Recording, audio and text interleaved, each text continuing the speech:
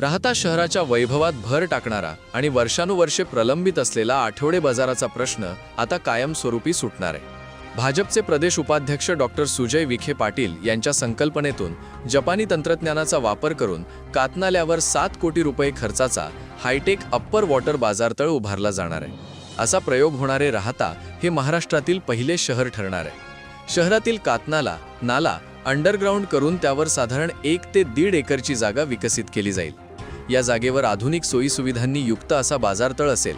यामुळे नगर मनमाड महामार्ग आणि साकुरी रस्त्यावरील वाहतूक कोंडीची समस्या पूर्णपणे निकाली निघणार आहे। प्रकल्पाची वैशिष्ट्ये: या प्रकल्पाच्या माध्यमातून भविष्यातील पुढील 50 वर्षांचे नियोजन तसेच पुराचे पाणी लक्षात घेऊन नाल्याचे डिझाइन तयार केले जाणार आहे। प्रदूषण मुक्ती: मटन मार्केटमधील कचऱ्यासाठी इन्सिनरेटर मशीन बसवण्यात येईल, ज्यामुळे जैविक कचरा जाळून नष्ट केला जाईल। परिसर प्रदूषण मुक्त करण्यास मदत होणार आहे। नाल्यावरील अतिक्रमणे काढून 1 एप्रिलपासून कामाला सुरुवात होणार असून पावसाळ्यापूर्वी काम पूर्ण करण्याचा मानस आहे।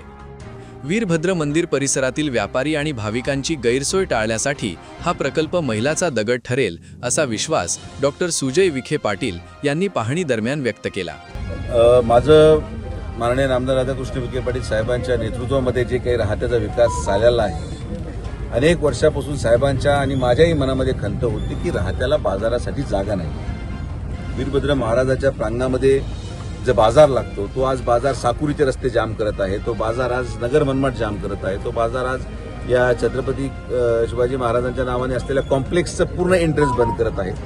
आणि म्हणून कुठेतरी बाजारतळ व्हावं, जागेची उपलब्धता नसल्याने यावेळेस आपण एक प्रयोग करतो। एक पहिली टेक्नॉलॉजी आहे जी जॅपनीज टेक्नॉलॉजी आहे, त्यामध्ये आपण त्या सगळ्या लोकांना बोलवलं आणि असा निर्णय घेतला गेलेला आहे की कातनाला म्हणजे साकुरीच्या पुलापासून तर नगर मनमाडच्या पुलापर्यंत जो कातनाल्याचा स्पेस आहे तो 50 वर्षाच्या पूरला लागणारं पाणी ग्राह्य धरून तेवढ्या साईजचे मोठे कॉन्क्रीट डॅक टाकून तो पूर्ण कातनाला परिसर अंडरग्राउंड केला जाणार आहे।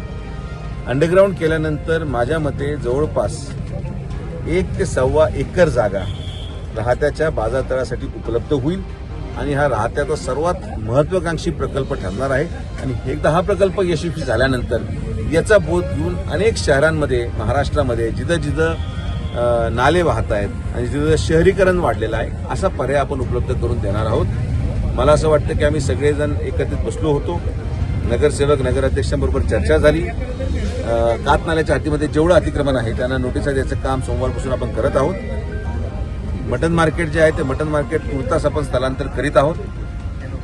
बाजार तर विकसित झाल्यानंतर परत मटन मार्केट जसं लोणीला एक मॉडेल मटन मार्केट तयार झालंय तसंच मटन मार्केट आपण राहत्यामध्ये देखील तयार करणार आहोत। या संदर्भात सगळी चर्चा झालेली आहे। कातनाला हा पूर्ण साफ केला जाईल। आज मी स्वतः कातनाल्यामध्ये उतरलो, इतकी दुर्गंधी आहे, तिथं मांस फेकलं जातं, तिथं कोंबडीचे पंख आणि ते सगळं जे होतं तिथं फेकलं जातं, हे राहता आपण पाहिलेलं नाही।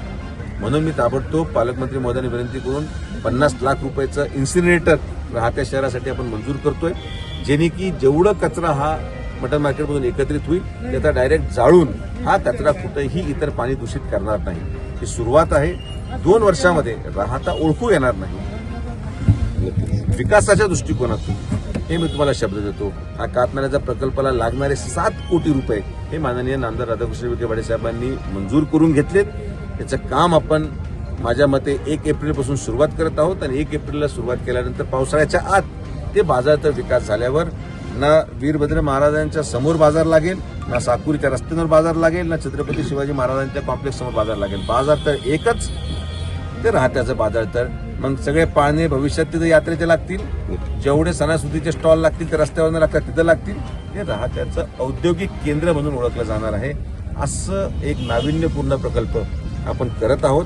मला विश्वास आहे आणि मी राहत्या शहराच्या जनतेला विनंती करतो की जे काय आम्ही करतो हे तुमच्यासाठी आहे। एखादे 2 लोक नाराजही होतील, काही लोक विष कालवायचा प्रयत्न करतील, पण मी हात जोडून विनंती करतो जनतेला की आपण सगळ्यांनी सहकार्य करा।